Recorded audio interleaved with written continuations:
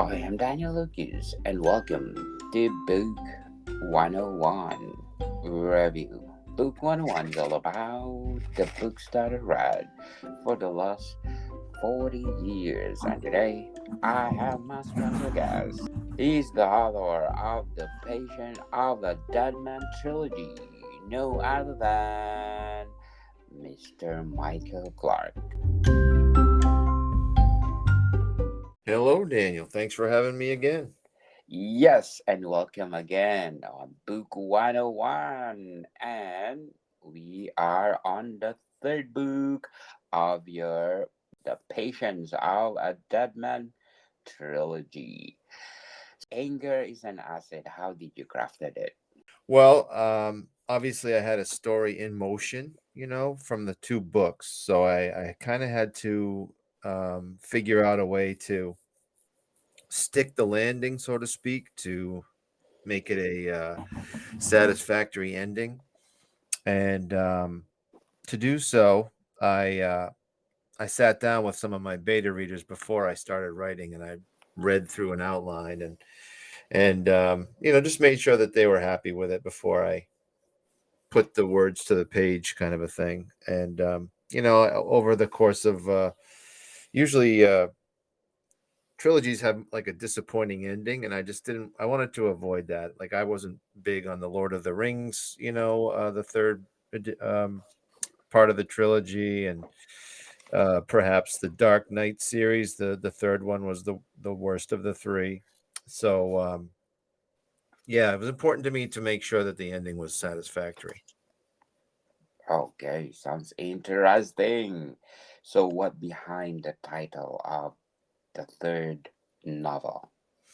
Well, anger is an acid is actually it's a quote from Mark Twain, and basically it means that um, I think the full quote, and I'd have to Google it right now to get it perfect. So this might be off a little bit, but the gist is that anger is an acid that does more harm to the vessel that's containing it than it does to anything outside of it. So anger is an acid that can do more harm to the vessel in which it is stored than to anything on which it is poured. Yeah, see, he says it better than I did.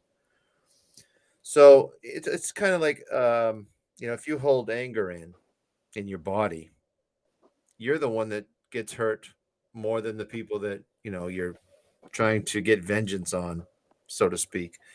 And those were wise words, and I thought that they fit my story. Yes, indeed, interesting one. So we talked last week that the book two is you considered the best. Not me. I think most people though do. Like, and the reason for that is I'll just recap real quick for anybody that missed the other two podcasts that you and I have done. Book one is it sets up the story. It's a divorced man whose name is Tim, who who lost his small construction company in a divorce, and it was an ugly divorce. He also has two daughters. His wife lives to make his life miserable, and what he does is he looks to buy a house in the country and flip it for profit and get back on track and build his company back up from basically two employees now. So he finds a place in the country. It's 23 acres. It's got a meadow, a pond, a forest. There's a grove inside the forest. And he puts all his money on it. And the idea is to work 18-hour days alone and live there at the same time until, he's done and can sell it. But meanwhile, while he's working in there, he sees some people on his property. He sees a woman out in the field, and he wonders what she's doing. Is she picking my blueberries, or is she a neighbor? There aren't too many close houses around here.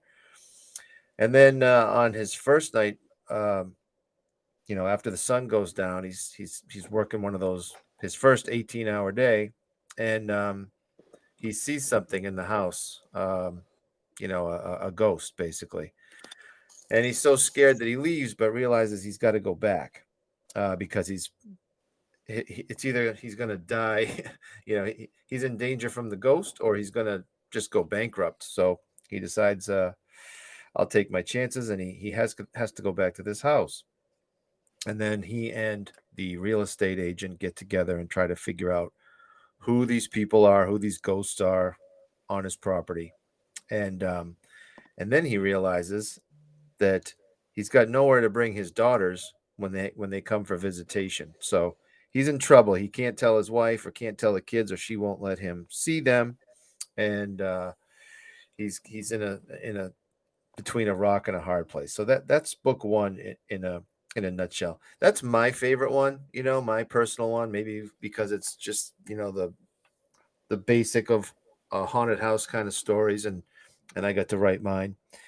Now, book two goes into it's split in two basically. Half of it goes into the background of the woman that he saw out in the field, the woman that's haunting him, and her origin.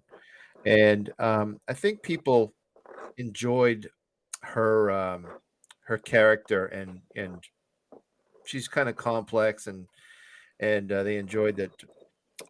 I turned her from just a ghost into like a three-dimensional character, and once she's explained and you get to know her, we go back to the house, and Tim and the real estate agent Holly dealing with the Mildred problem that they have, and Mildred is angry. So that's book two. Yes. All right. Give the best highlight of. So now, at the beginning of this book, Tim's daughters have gone missing, and Tim thinks it might be Mildred's doing. So that's a big problem. Holly wants to leave the house because she doesn't think it's safe there. I mean, obviously it's not, but Tim wants to stay or has to stay in order to confront Mildred if she shows up, or perhaps the daughters return. In the meantime, the police arrive with dogs, and they're looking through the woods, and the press gets involved. And thanks to a nosy neighbor about a mile down the road, the rumors begin to swirl, and a tabloid television show catches wind and shows up. So it becomes like a media circus, all while he's waiting for a confrontation with a ghost. And then there's a new character who I may write another separate standalone book about, and his name is Andrew. And he is a troubled funeral home director that is haunted by his mother's ghost for his past mistakes. And his mother tells him to go to the house on Lancaster Hill Road and help Tim and Holly with their Mildred problem. And I'll leave it at that. The main thing is what's going to happen to Tim's daughters, and how will this trilogy be resolved. But that is my trilogy in what did I take, about 5 minutes there, 4 or 5 minutes, without Yes. major spoilers. So, according to your Amazon customer, the book three is the best to buy of all those three books together. How did you react? Well, I like that. Because as I said, it's important to me to make sure that the third story of the trilogy is, satisfactory. I mean, if you've spent all that time and read the other two, you want to be happy at the end. And that makes me happy. It does. I think the more people that read your book, the rating tends to go down a little bit. And like more people read the first book of a trilogy and then don't get around to the other two. So more people have read book one. But book three has the highest rating of the three. Some of that probably because some people, there's fewer ratings than there are on the other two. Or what elements did you put on the last novel that make the reader glued to it? Well, the transition between book two and book three is kind of a hangover. So book three starts with a bang, and then of course the climax of 3 books all happens in book 3. So it's the shortest of the 3 books too. It's not as long a read, obviously, and it's short and sweet. And of the 3, this is the action movie. Um, the first one is kind of like an origin story. And second one too, to some degree. We settle in, and then the third one is just all right. Let's go to war, and yeah, it's the most action packed of the 3. Wow, that's why your readers like it. Yes. So, so for all those 3 books, the trilogy, which is the hardest books that you wrote? The first one was my first book, and I was really just I took my time with it. Because nobody knew I was writing it, and nobody knew I was alive, in the literary world. I had no, only my wife knew I was writing it pretty much, and my family. So um, I got to take my time, and then once that first one was out, I had to, you know, finish the other 2. Otherwise, I'm going to leave people hanging, and I didn't enjoy leaving people hanging for, let's say it takes me a year to write a book or more. You might lose interest. So I had to kind of like go to town after the first one was published, and regardless of how many fans I had at the time, which was obviously not that many. But I would say the toughest one was they're all different. Maybe just the book 3. I took extra care. Like as I said, I sat down with some of my close friends and readers, and we had some food and sat around a table as I told them my ideas, and then once I got their blessing on things, and of course there was some, they had some input as well and changed the story. Shout out to Sherry and Aaron. Um, I'd say probably book 3 was the toughest, just because I wanted to quote unquote stick the landing. Yes. So, which book for your trilogy you enjoy the most writing? Book 1. I don't know. That's just I don't know. It's my baby. I think it's more raw emotion and feeling and fear. Atmosphere.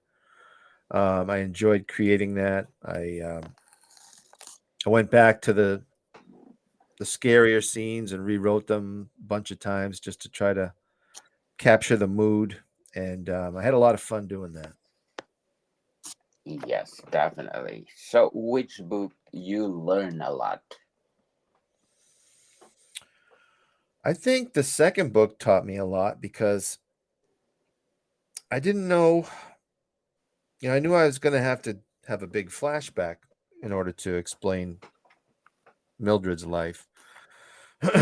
And I remember that my wife went to Brazil earlier than I did. I forget why. And so I had some time alone to do nothing but write. So there were some extended, writing sessions, more than I've probably ever had during that. And, I was worried about the, second book and sophomore slump and all that stuff. And then it turned out to be, you know, uh, embraced more than I thought it would be by at least the horror crowd on Twitter. So that was I learned a lot with that book. I learned that it wasn't just one shot, I could write another book. So that was relieving. Yes, definitely. So, is all the trilogy can stand alone as a novel? I do have an edition with all 3 books in one binding, and it's on Amazon, and it's almost 800 pages. But the way I write is, a lot of short chapters, so don't be intimidated. But if you want to save a little money and buy all 3 at once, it is available on Amazon as The Patience of a Dead Man Complete. Is it all in there in one story, or you summarize the whole trilogy? No, it's all there. 800 pages. The book weighs 3 pounds. It's a doorstop. It's a big one because it's 3 in 1. A lot of people might be put off by that. Oh, that's too much. I can't do that. If you're a big time reader and you're buried in books, maybe you try the first one alone and see if you like it. But both editions are available. Oh, yes. So before we go on, Mr. Michael, I want to shout out to the people listening in Norway. I have, Norway. Wow. yes, especially in Oslo County, I have 53% audience share. In Buskerud, I have 13%. Rogaland, 7%. Viken or Viken, I have 7%. More Gramsdal get 7%. Vestfold at 3%. Inlandet at 3%. Vestland at 3%. And last but not the least, Trondelag. So, Norway, thank you so much for supporting this podcast, because this podcast is created to empower writers all over the world, just like Mr. Michael Clark. So, Mr. Michael, do you think The Patience of a Dead Man to become a timeless novel? It already is in my mind. Well, it depends on getting the attention. You know what I mean? You got it's a self-published trilogy. I need to get the word out about it. Only time will tell. Will it become a classic?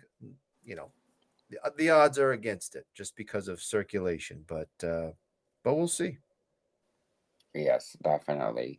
And according to Mr. Paul Preston, there is no hiding. Oh, I like it. I Yeah. like this. I like this if we come to become a motion picture, and then at the second title, there is no hiding. Okay. Yeah, yeah. Thank you, Paul Preston. So what behind those comments? Well, I mean, I set out to write about my favorite horror emotion, and that is eerie and chilling. Um, I like I like it when the hair stands up on the back of your neck. You're not really gonna get that in let's just compare it to some movies like Nightmare on Elm Street. It's not that kind of scary. It's a little Nightmare on Elm Street. There's a lot of blood and I like Nightmare on Elm Street. Don't get me wrong. It's just a different emotion. It's a different horror emotion. There's some jokes. Freddy tells jokes. This one is all about the house is quiet. It's just you there, and you heard something downstairs or upstairs. Oh, goosebump. Yeah, exactly. And according to Heidi, the whole trilogy is a 5 stars. Oh wow! This Thank I you, think this is Heidi. I think this is the best for me. Is that if they commented your work that a 5 star. Yeah, I kind of hate the stars, rating system just because, you know, um, it's too bad you gotta boil it down to that. But I understand why it's there, and anyway, yes, of course I like 5 stars. Yes, Yeah. definitely. I think I'm gonna. Mr. Patrick Moak is from Michigan too, and he have this film, Bowie film, and he's featuring authors too. And I think he never done a horror film that to be considered to be featured this year for the next 3 years. So I think recommend your trilogy book. Yes, and according to Katie, well, your third book trilogy, fantastic. Oh, so how become a horror movie become fantastic? Well, I think you need a good director, and those movies take money too and talent. So, boy, I think I'd probably rather if I had my choice. I wish I could put together a movie by myself, but it takes so many people and so much money. It's just too much work for one person, and obviously I'm too old to start over and become a movie director. But boy, what a job! And I think I've got some favorite directors, and I admire what they put on the screen. It's amazing that art form is awesome. I love it. Yes. Who are your favorite director anyway? Well, I Stanley Kubrick, I love. He's got a weird style. I know he's deceased now.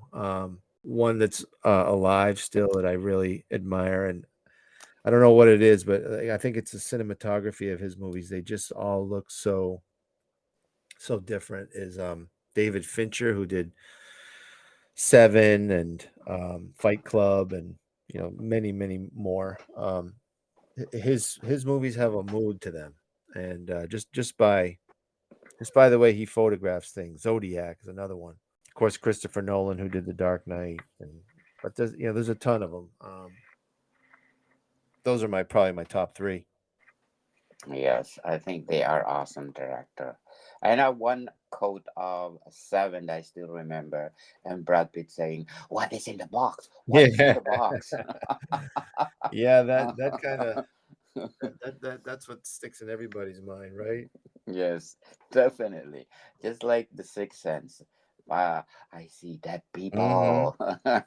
Those are two of my favorites. Those two movies, Sixth Sense and Seven. Yes, they are classic now, I think. For Absolutely. me, for me, it's Those are like, those are stories I wish I wrote. but they think in the future you can write a novel like that.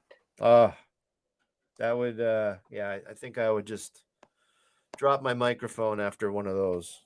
You know, Yes, they are definitely. those are timeless and awesome. Definitely. So, what are your short-term goal and long-term goal in writing? Short-term goal is I'm halfway into another book, and I've just been so busy because newest book, Hell on High, from Bridget Press, was just released on March 9th. So we're talking less than a month ago. And I've been doing a lot of these podcasts, and I'm really appreciative of that. Thanks for having me on 3 times here, and it's just been busy. Like it's more than just writing. You got to get out there and talk about it, and there's just a lot to it. A lot of time spent, and my newest novel, the one I'm working on, halfway through. It's like it's hard to sit down and write when you've got to promote the one that just came out. So short-term goal is finish this fifth book, and I don't know. That might take me, up to a year. I don't know. We'll see how much time I can free up.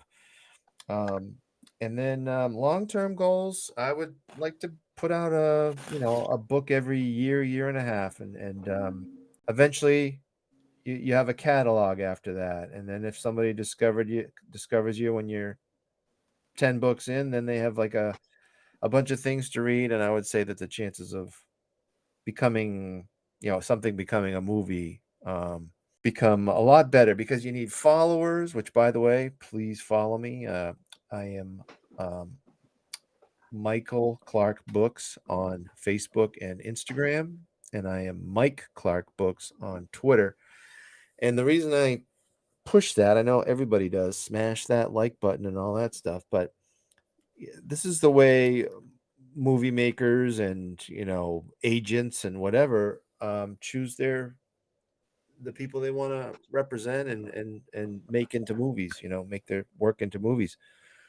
um Actresses and actors in Hollywood, sometimes they'll I remember the X-Men. um Sophie Turner, I think, is her name, and she was going to play Jean Grey in the X-Men movie, one of the Yes. X-Men movies. And they chose her because she had more followers than the girl she was up against.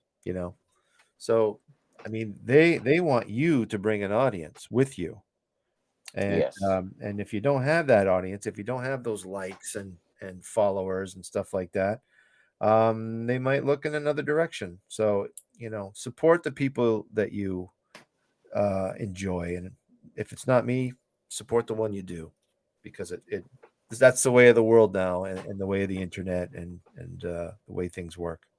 Yes, it's popularity. Yeah, I mean, you've got to bring an audience. Definitely. So, do you think that writing is will be your passion for the next 30 years? Well, if I do this for 30 years, I'll be 87. So I hope so. Um, I mean, yeah, I think it's something that you can take with you wherever you are. You can do it from anywhere. Um, Hopefully, right now I've got a real job, and that takes a lot of time too. Maybe you slow down with that and you're able to write more. Um, it's got to be You've got to kind of like fit it in with everything else that you're responsible for, and that means family and your dog and your job. So yeah, I can see myself staying with that as long as God willing, the ideas keep coming. Yes, definitely. If more interesting story to come, why not? So Hmm. before we go on, Mr. Clark, I inviting you to listen to my other podcast, Food 101, our third season with Chef Alessandro, one of the executive chef in one of the five-star hotel in downtown Toronto. So please check Food 101. So anger is an asset. What do you think is the flaws? See, this is the ending of the trilogy, so I can't really talk about how it ends. But I've heard a couple people say that they wanted it to go in a different direction. But that's just a minority, like I think most people were happy with it. So I don't know, you can't please everybody. Flaws, I mean, I could go through it again, and I'm sure that the pros could improve, to some degree. Um, but this was planned out with a little bit of, that committee around my dining room table. We all kind of agreed that it was good. So, it wasn't just my mind saying that let's go with this version. And I don't think there's any major flaws, that's for sure. So do you think in the future you want to expand more your trilogy? Yeah, I actually looked into that a little bit, and I might revisit, but yeah, you could come out with like little standalones, like based on some minor characters that kind of tie into the universe, kind of a thing. And I, I started something, and then I kind of put it aside, but I could always go back to it. But I don't think there will be like, a full novel number four. I think it would have to be something that it wouldn't be like something that happens in order with these first three books. It would be something that happens off to the side, or, you know, I don't want to say prequel either. It's maybe like No, a little novella, that a standalone vignette. yes, a novella. And according to Christina Rinaldi, amazing series. So do you think your trilogy will be a good for a series or a good for a movie? Oh, the movie was the reason I wrote it. I think it should be three movies. So, Hollywood, if you're listening, this wouldn't be high budget, and I'll even take you to the house that I lived at and show you where to look. You're gonna film. Yeah. Yes. Of course, there's uh, people living there now, and we need to get their permission. But yeah, that was 40 years ago that I lived there. so do you think it's like the same like Claire Witch Project? It's like boom and then it's I remember when that came out, the Blair Witch Project. It was like 99 or something, and 1999. And a lot of that was the internet was basically kind of new. People had dial up, and not everybody had it. And they created a web page that said that the Blair Witch Project was true, and people believed it. They thought it was a you know, real tape. It wasn't a movie. This is when, I mean, the internet's full of lies, right? And this was even worse.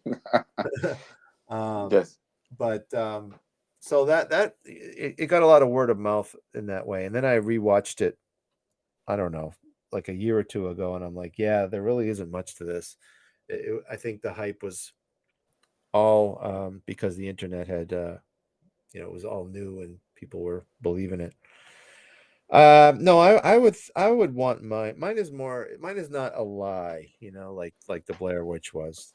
And I would want mine to be more like, it's honest, it's in your face, and it dares you to not be scared. And I think that the Blair Witch Project was more of a gimmick. Anger is an acid. What else you can say about it? I would say make it through all three books. Go ahead, do it. You've got the time. Take your time, enjoy, bring it on your next vacation, and you won't regret it. Yes, definitely. Let's support Mr. Michael Clark because if you support him, he will give his best. And we're gonna talk about your latest book. Hell on high. You already experienced being an indie and a traditional publishing. What are the pros and cons? Okay. I self-published the first three, and then this last one is through Bridget's Gate Press. And um, I would say that the pros of self-publishing are you don't, you know, you don't have to wait. You can just get it out there. If you're ready, you can hit publish and it's there. The downside is that you have to do everything to get that book in front of people's faces. So it's a lot more. Although I have been pretty busy with this one too, with Hell on High. You have to do everything. It's just you. Um, but you get to see the sales reports online and see how you're doing. That's kind of nice. The nice thing about going through a publisher is that they give you an editor, and I really enjoyed working with the editor on Hell on High. Her name is MJ Pankey, and I just thought we made a really good team. She called me out when it needed to be called out, and that's something that I wish I had, like a partner for the first three books, kind of a thing, just because um, I was new at it and wasn't sure. I didn't even know what my writing style was. So in the end, I think it came out okay. The first three books, and but I learned a lot in the process, and I had less doubts about whether or not the book was good with Hell on High, because she was there the whole time and assured me that we're putting out something good. Yes. So, which one do you recommend?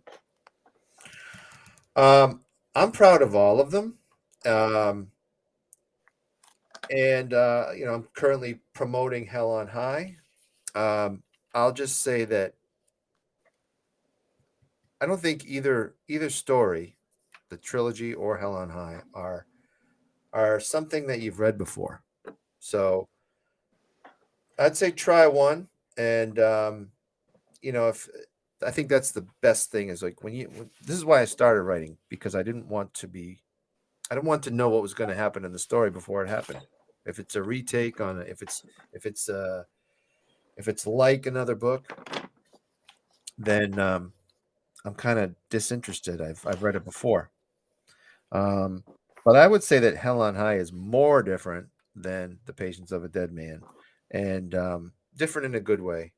It's adventure horror, and we start off in Brazil, and the character Juliana has to flee Brazil for her safety.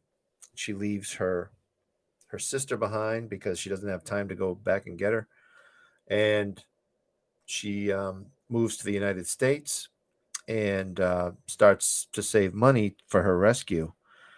And then along the way, she realizes she meets a mountain climber in the as she's hiking a mountain in New Hampshire. And it turns out he has connections, and she has a talent for hiking.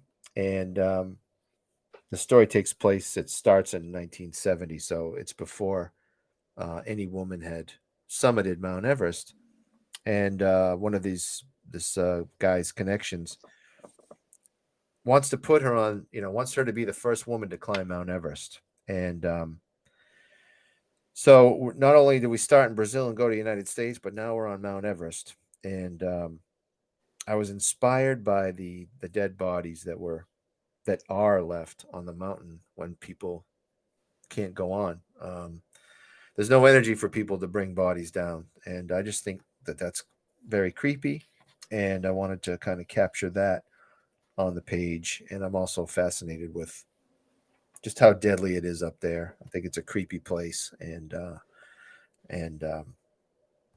yeah, I think that's adventure horror, and it's in 3 continents. So, and it's unlike anything you've ever read. Yes, definitely. And we're gonna talk about that next week, how you crafted it, how what behind the title and everything. This the secret behind the Hell on High. Okay, Mr. Clark, can you please invite our listeners to buy all your trilogy and the latest book, Hell on High?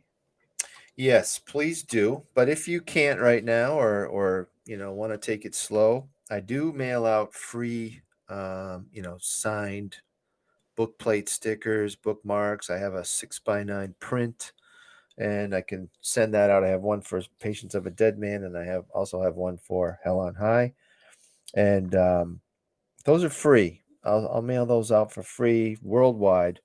Just my email address is Michael at Michael Clark Books, and Clark does not have an E on the end of it.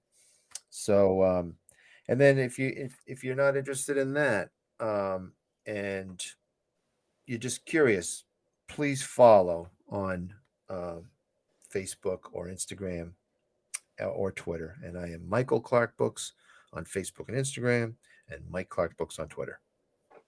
Yes, people, let's support Mr. Michael and buy all the book because he's one of a kind. Okay, Mr. Clark, thank you so much for your time. Thank you, Daniel, and I'll see you next week. I appreciate that as well. See you next week. Moricon people, see you soon. Thank you, Mister. Thank you. Can I use the cover of your book for the last Yeah. page? You don't have to ask. Thank you so much. All right, Daniel. I'll talk to you soon. Talk to you soon. All right. Bye-bye.